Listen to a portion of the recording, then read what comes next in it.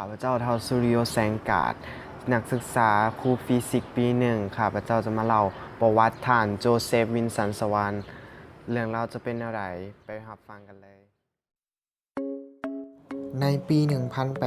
1850 เราได้เริ่มต้นเฮ็ดเวียกเกี่ยวกับหลอดไฟ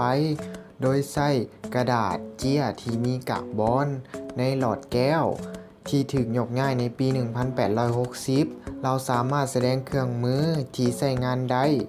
และได้รับสิทธิบัตรของอังกฤษที่ควบคุมห้องสูญญากาศห้องสูญญากาศแม่นห้องที่หนาแน่นอากาศและก๊าซอื่นๆจะถูกนำออกโดยเครื่องปั๊มสูญญากาศส่งผลให้เกิดสภาพแวดล้อมที่มีแรงดันต่ำภายในห้องซึ่งโดยทั่วไปเอิ้นว่าสูญญากาศได้ก็ตามการขาดสูญญากาศที่ดีและแรงไฟฟ้าที่บ่เพียงพอเฮ็ดให้หลอดไฟหลอดใสของเราบ่มีประสิทธิภาพและอายุการใช้งานสั้นในปีต่อมาเราได้กลับคืนมาแก้ไขปัญหาของหลอดไฟได้รับการช่วยเหลือของสูญญากาศที่ดีด้วยได้กากบอนที่เป็นเส้นใย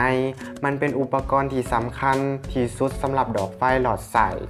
เราปรับปรุงออกซิเจนที่เหลืออยู่สูญญากาศเพื่อจุดไฟ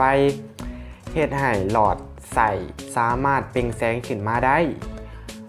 เกือบเต็มที่ถึงอย่างใดก็ตามเส้นใยในหลอดไฟมีความต้านทานต่ำดังนั้นจึงใช้สายทองแดงอย่างหนักเพื่อสนองตามที่ต้องการของเราได้แสดงในสาธารณะให้เห็นถึงดอกไฟหลอดใสที่นิวคาสเซิลและได้ทดลองในห้องของเราดอกไฟได้หักลงย่อนมีกระแสไฟฟ้าหลายเกินไปในวันที่ 17 มังกร ปี 1879 การทดลองได้เกิดขึ้นอีกเทื่อนึงแล้วประสบผลสำเร็จกับหลอดไฟหลอดใสที่เอาไปแสดงในงานการเว้าโตจริงลาวแสดงหลอดไฟที่เฮ็ดเวียกในสาธารณชนหลายกว่า700คนเข้าร่วมในผลงานของเราโจเซฟ สวอนได้มีความสนใจในการผลิตเส้นใยที่ดีกว่านี้เราฝึกหัดเป็นเวลา6 ปีอยู่กับบริษัทอยู่ซันเดอร์แลนด์เกี่ยวกับยาธาตุเคมีต่างๆพอตอนยังน้อยเรามีความสนใจ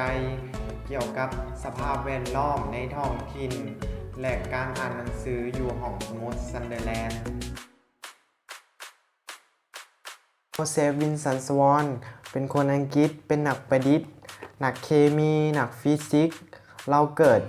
เมื่อวันที่ 31 ตุลาปี 1822 และเสียชีวิตในวันที่ 27 พฤษภาปี 1914 พ่อของเราแม่น จอห์น สวานแม่ของเราแม่น อลิซาเบธ คาเมรอน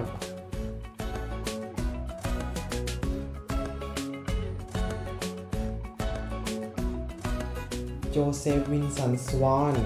เราอาศัยอยู่บ้านหลังใหญ่อยู่ที่อันเดอร์ฮิลล์ซึ่งเราเหตุการณ์ทดลองส่วนใหญ่ในห้องแก้วขนาดใหญ่บ้านหลังนี้ถูกดัดแปลงและเป็นทรัพย์สินภายในประเทศที่ได้รับแสงสว่างของหลอดไฟของเราก่อนหน้านี้เคยเป็นโรงเรียนสื่อบีคอนเราได้ค้นคิดดอกไฟขึ้นมามีคุณประโยชน์หลายในการนำใช้ชีวิตประจำวันบ่ว่าจะเป็นห้านค้าโรงงานบริษัทและธนาคารต่างๆที่นำใช้มีผลประโยชน์ต่อพวกเราหลายสำหรับดอกไฟหลอดใสนี้